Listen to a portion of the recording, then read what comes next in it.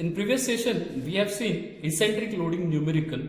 So next numerical I have written over here. I'll read and I'll explain the structure and then we are going to solve. The frame of hacksaw shown in figure. This is hacksaw frame, somewhat smaller, but just understand. This is a hacksaw frame. It is having blade, handle, and it is having C cross section, that we can say C channel, through which it can run. Hacksaw can run very easily. And it is having cross section 3T with respect to thickness. Correct? 3T T.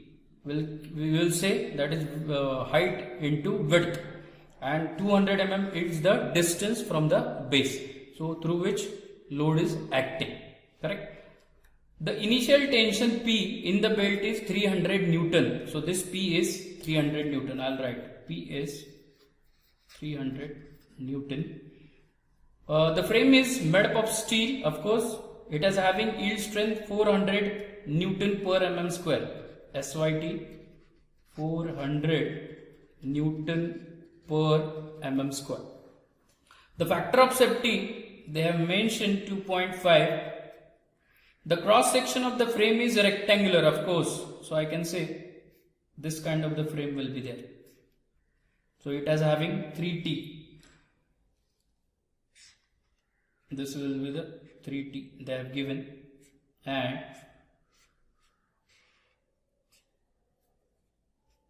while considering this will be the thickness value.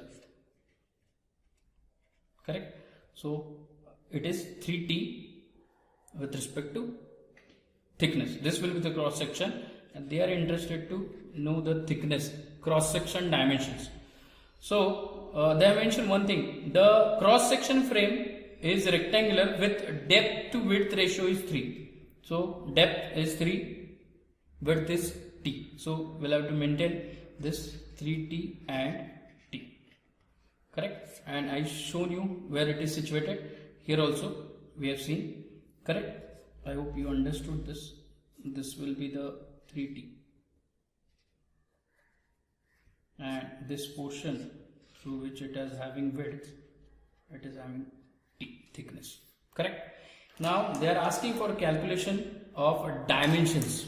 As I told you, while calculating the cross section, we'll have to use eccentricity equation. And this hacksaw, logically we can say it can be run to and fro. Correct? It can be, we'll have to push by the operator for the blade applying load and pull for removing that load. Correct? For towards the that to and fro motion will be occur. Correct? Now you can see the structure is like this. So how we can find the things? Of course, total load is acting, that is tensile, we'll have to consider. So I'll write, though it is related with the eccentric loading through the structure, I'll write the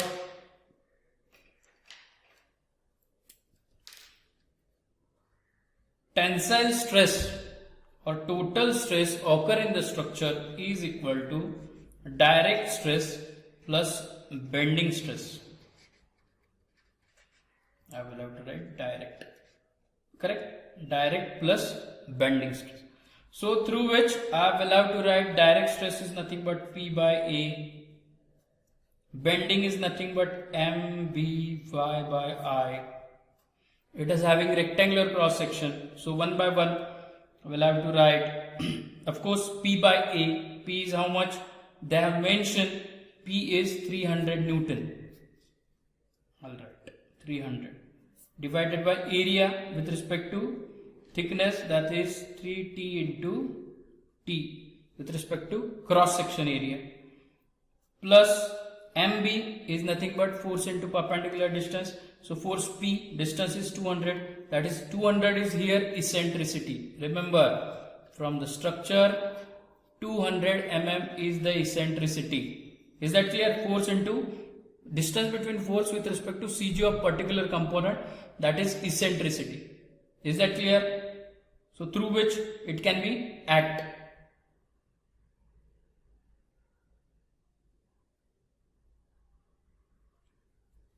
Clear? So with respect to force, so I will see So while calculating bending stress, I will have to write P into eccentricity into Y divided by rectangular cross section, that is BD cube by 12.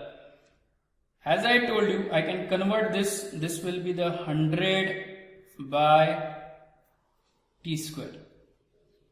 Am I correct? After that, plus P, force, how much? 300 Newton into eccentricity, 200, force into perpendicular, that is with respect to CG, into long side is 3T divided by 2 with respect to moment of inertia. In case of Y, we'll have to say that is 3T cube into T divided by 12. Clear? This is very important. All the time neutral axis will have to take which side is longer in the cross section. Correct? And we'll have to take a cube of the longer side. In case of this, here is the IXX. So 3T cube into T divided by 12. Now while calculating this, it is very important to know direct force is acting on a blade, that is tensile, and when it is going to pull, it will having compression. So where there is a tensile and then compression, the force is pulling over here. So we'll have to consider direct stress is negative, minus. Very important. This depends on structure.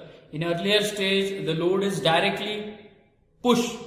Because of that load is acting, that is because of the tensile. But in a structure where there is a tensile plus compressive load is coming as like a hexa blade, you can see the direct load is minus. So this will be the consideration. So I'll write minus 100 by T square plus. So I'll directly convert these things. I'll get 30 into 10 raised to 3 divided by T cube. Just check from your side. So I will have to convert in simplified format. I will have to write minus 100T plus 30 into 10 raised to 3 divided by T cube. So I will have to just simplify. Now this will be the tensile stress, how much it will act. So we know it will have to calculate by, now this will be the tensile, it will have to calculate by SYT by factor of safety. So SYT is how much? 400. Factor of safety 2.5, which is equal to, I'll write minus 100T plus 30 into 10 raised to 3 divided by T cube. So I have mentioned common the denominator T cube, correct? So by putting this, I will have to get direct value. I will have to write, that is 400 divided by 2.5. I will have to write 120 is equal to minus 100 T plus 30 into 10 raised to 3 divided by T cube. Clear? So I can write the quadratic equation for that case. See here, 120 T cube plus 100 T minus 30 into 10 raised to 3, which is equal to 0. After solving this quadratic equation, I'll get thickness for the particular cross section. I will have to get 6.25 mm, which is nearly equal to, we'll have to consider 7 mm. And we are having 3T also cross section. So 7 into 3, 21 mm. So likewise, we'll have to consider that cross section, that is for the condition. I will have to write, see here, this will be the 21 mm and this will be 7 mm. So likewise, we'll have to consider the cross section for the rectangular structure. Clear? I hope you understood this. Only single formulation I have used. Only single formulation I have used, and through which we have calculate whichever be the given data, and accordingly we'll have to calculate the values, and through which we'll get the cross section dimensions. I hope you understood this. Thank you.